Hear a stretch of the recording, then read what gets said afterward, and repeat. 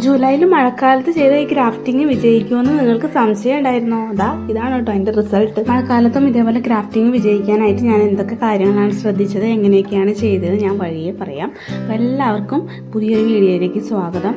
വീട്ടമ്മമാർക്കാണെങ്കിലും അടിയന ചെടികൾ വളർത്തുന്നത് നല്ലൊരു വരുമാന മാർഗം കൂടിയാണ്. ഇതേപോലെ പ്രൊപ്പഗേഷനൊക്കെ നിങ്ങൾ പഠിച്ചെടുക്കുകയാണെന്നുണ്ടെങ്കിൽ നിങ്ങൾക്ക് ചെറുതായിട്ട് സെയിലൊക്കെ ചെയ്യാം. ചെടികൾ വളർത്തുന്നതിനോടൊപ്പം അതിൻ്റെ ഗ്രാഫ്റ്റിംഗും കൂടി നിങ്ങൾ പഠിച്ചിരിക്കണം.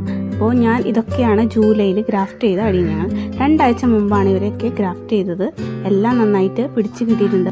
ഗ്രാഫ്റ്റ് ചെയ്യാനായിട്ട് നമ്മൾ മുറിച്ചെടുക്കുന്ന കമ്പും ഏത് ചെടിയിലാണോ ഗ്രാഫ്റ്റ് ചെയ്യുന്നത് അതിന് നമ്മൾ റൂട്ട് സ്റ്റോക്ക് എന്നാണ് പറയുക.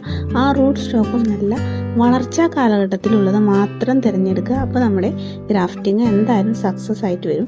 പിന്നെ ഒരു കാര്യം ശ്രദ്ധിക്കാനുള്ളത്, ഇത് കട്ട് ചെയ്യുന്നതിലാണ് നമ്മുടെ ഗ്രാഫ്റ്റ് ചെയ്യുന്ന പോർഷൻ നന്നായിട്ട് ജോയിൻ ആയാൽ മാത്രമാണ് ഗ്രാഫ്റ്റ് പിടിക്കുള്ളൂ.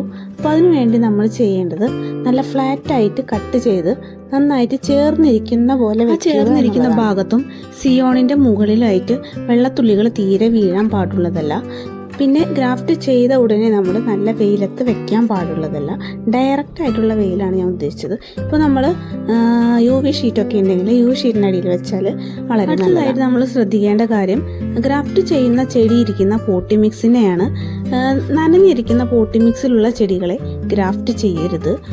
മഴയത്ത് ആണ് ചെടി ഇരിക്കുന്നതെങ്കിൽ 2-3 ദിവസം ആ വെള്ളം ഒന്ന് ഡ്രൈ ആവാൻ വെച്ചതിന് ശേഷം മാത്രം ഗ്രാഫ്റ്റ് ചെയ്യുക. അല്ലെങ്കിൽ മഴയത്തല്ലാത്ത ചെടികളാണെന്നുണ്ടെങ്കിൽ ഒരു 2 ദിവസം മുമ്പ് ആ ചെടിക്ക് വെള്ളം കൊടുക്കുന്നത് നിർത്തുക. ഗ്രാഫ്റ്റ് ഭാഗം ഒട്ടണമെങ്കിൽ വെള്ളം അധികം പാടില്ല. അപ്പോൾ നമ്മുടെ പോട്ടി മിക്സിയിൽ കൂടെ അടീനത്തിന് വെള്ളം കിട്ടുന്നുണ്ടെങ്കിൽ ആ ഗ്രാഫ്റ്റ് ഭാഗം പിടിക്കാതെ ചീഞ്ഞു പോകാനുള്ള സാധ്യതയുണ്ട്. പിന്നെ സിയോൺ തിരഞ്ഞെടുക്കുമ്പോൾ നമ്മുടെ റൂട്ട് സ്റ്റോക്കിൻ്റെ തണ്ടിനേലും വലിപ്പം കുറഞ്ഞ തണ്ടുകളോ അല്ലെങ്കിൽ ഒരേ വലിപ്പത്തിലുള്ള തണ്ടുകളോ മാത്രം വയ്ക്കുക.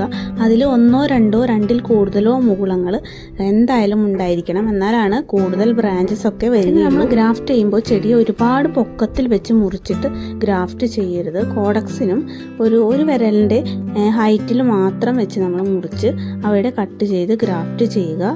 ഗ്രാഫ്റ്റിംഗ് ടേപ്പ് ഇല്ലെങ്കിൽ സാധാരണ കവർ കൊണ്ട് നമുക്ക് ഗ്രാഫ്റ്റ് ചെയ്യാവുന്നതാണ്.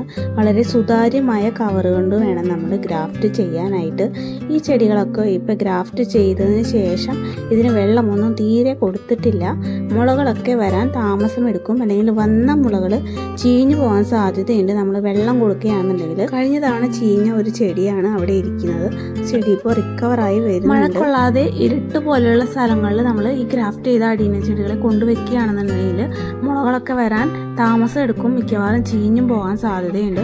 അപ്പോൾ നല്ല ബ്രൈറ്റായിട്ട് മഴ ഏൽക്കാത്ത, ചാറൽ പോലും കൊള്ളാത്ത സ്ഥലത്ത് വേണം നമ്മൾ ഇത് വെക്കാനായിട്ട്. ഈ ചെടികളിലൊക്കെ ഇപ്പോൾ മുകുളങ്ങൾ വരുന്നുണ്ട്. അതുകൂടാതെ നമ്മുടെ റൂട്ട് സ്റ്റോക്ക് അടീനിയത്തിൽ നിന്ന് പുതിയ മുകുളങ്ങളും വരുന്നുണ്ട്. അപ്പോൾ അതിലെ മുകുളങ്ങൾ നമ്മൾ അടർത്തി മാറ്റണം. അല്ലെങ്കിൽ നമ്മുടെ സിയോണിലെ മുകുളങ്ങൾക്ക് വളർച്ച ഉണ്ടാവില്ല. അപ്പോൾ നമ്മൾ അത് അപ്പം കണ്ടെത്തി വേഗം തന്നെ ഒന്ന് റിമൂവ് ചെയ്ത് കൊടുക്കണം. ഈ ഗ്രാഫ്റ്റിംഗ് ടേപ്പ് ഇപ്പോൾ റിമൂവ് ചെയ്യേണ്ട ആവശ്യമില്ല. 1 മാസമൊക്കെ ആകുമ്പോൾ അഴിച്ചു മാറ്റിയാൽ മതി. പിന്നെ നമ്മൾ ഇതൊക്കെ മുറിക്കാനായിട്ട് ഉപയോഗിക്കുന്ന കത്തിയും കൈയും ഒക്കെ നന്നായിട്ട് സാനിറ്റൈസ് ചെയ്യണം. വേറെ കാര്യങ്ങളൊന്നുമില്ല. ഇത് മാത്രം ശ്രദ്ധിച്ചാൽ നിങ്ങൾക്ക് ഗ്രാഫ്റ്റിംഗ് വിജയകരമാക്കാവുന്നതാണ്. കുറേ ബ്രാഞ്ചസ് ഒക്കെയുള്ള ഈ മദർ പ്ലാന്റ്സ് ഞാൻ ഗ്രാഫ്റ്റ് ചെയ്യാൻ വേണ്ടി ഇതിൻ്റെ ഉള്ളിൽ കൊണ്ടുവച്ചതാണ് കേട്ടോ. ഇവിടെ UV ഷീറ്റ് ഇട്ടിട്ടുണ്ട്.